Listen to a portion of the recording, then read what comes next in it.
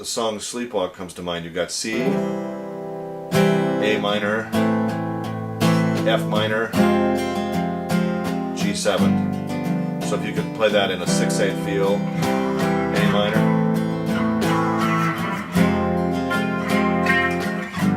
Now here's what the problem is. All the science that we did is going to work fine on 3 of those chords, but the F minor is going to give us a problem.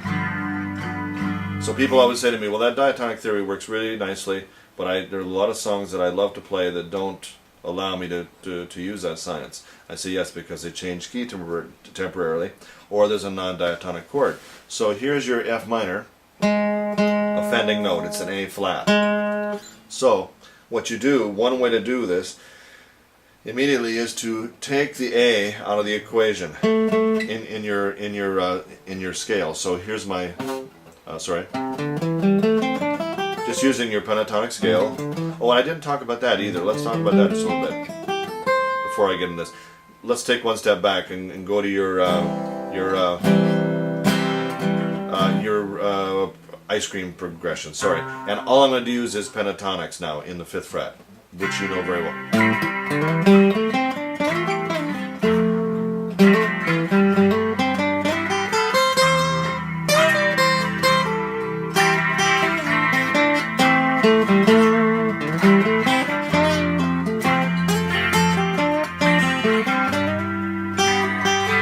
See how bland this is starting to sound. This kind of soloing bugs me after a very short while. We've all done it.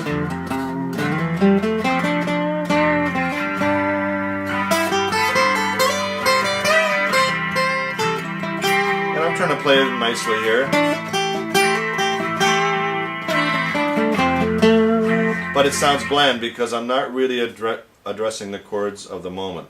So you can add this concept, which you already have, to your scale situation by doing this. Go up on the, so do your C scale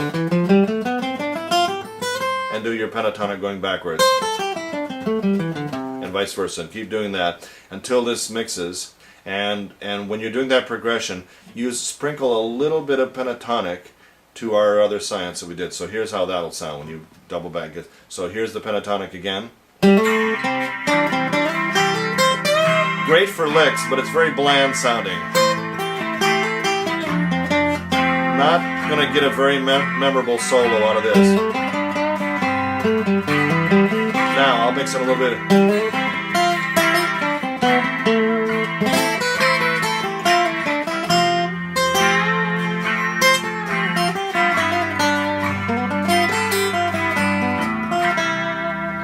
See, so now if I enter into that realm, you can have the pentatonic.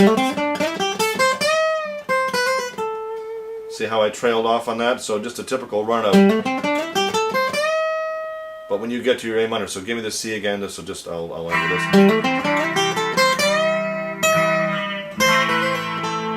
What I did there was I took a bit of. I trailed into a bit of the arp of the A minor of the moment.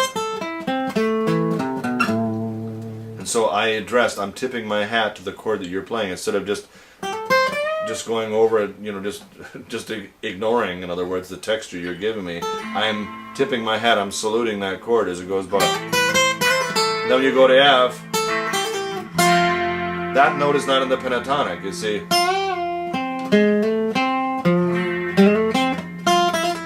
Then when you go to G7, it's great to get.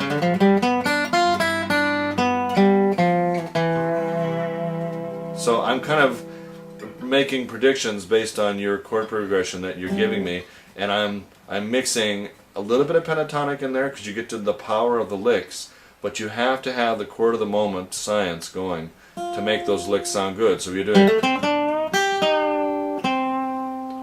and then the chord changes and goes to F, well, you shouldn't just be staying on that note. You can tag in a note that's in the chord of the moment, and then that pentatonic has power. A little bit of arp goes a long way there. Okay, now getting back to our thing of doing the F minor. So when you have a non-diatonic chord, you have to address that chord of the moment with the science of what is the offending note, the note that really commands your attention and could create a real disaster if you had and this at the same time. That'd be one of the worst sounds, and you don't want to have that.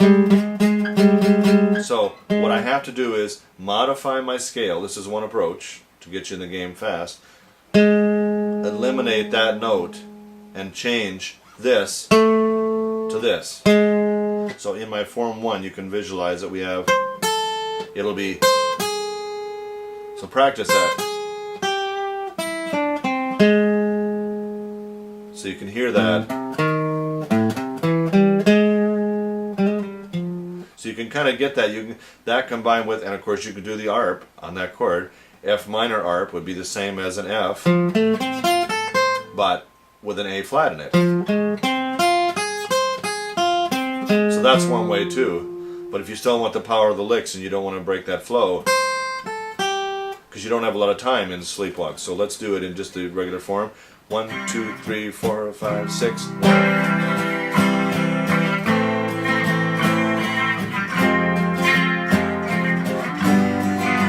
now I have.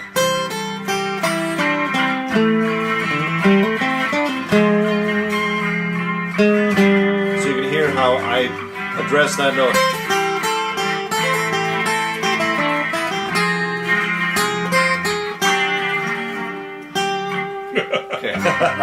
Let the record show that that was not my mistake. Okay, so you can hear that I was tagging that. It doesn't necessarily produce, because you might be in the middle of,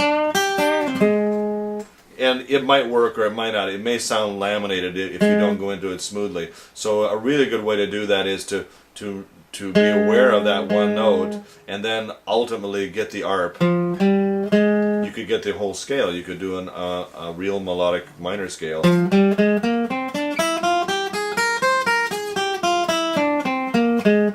But in my experience, there's not a lot of time for that. You get 2 seconds on that chord. You don't have time for that. It would just sound like scale practice. So your best bet would be to integrate the offending note into your science, and then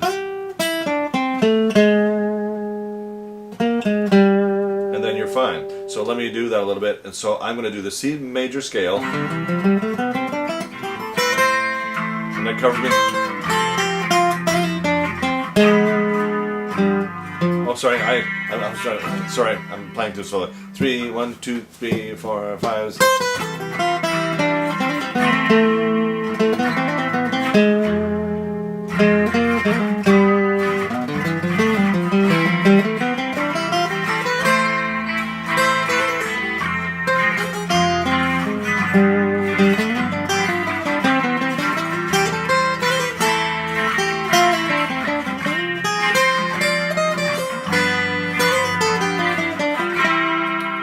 So that's where it gets into the science of that, and that really gives you the confidence if you can understand a few songs where the science goes outside the norm. That's one example of one that throws a lot of curves to a lot of guitarists, because it's a simple song and they kick themselves because they can't quite find that scale, that missing scale for that one moment on that chord, and it drives them nuts, literally. And so, in short, get really deep inside the diatonic stuff. And of course you can go beyond the ice cream. You could go into, you could throw in E minor in there. You could do C, E minor, F to G7 is nice too. So vary it a little bit. Make some challenges for yourself in terms of, because the scale there will remain the same. It's still diatonic, but your choice of notes will be different if you're playing. You're going. And then you have to avoid the urge to play an F sharp in there, because E minor has, because of its association in G, so you got to avoid that. So that's one of the big challenges, I think. Find all those nice notes that are good to stop on.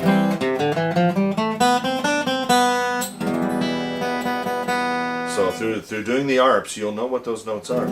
So any other questions about any of the goodies there? That's way more than I'll be able to do tonight. Okay, okay, good. Okay, cut.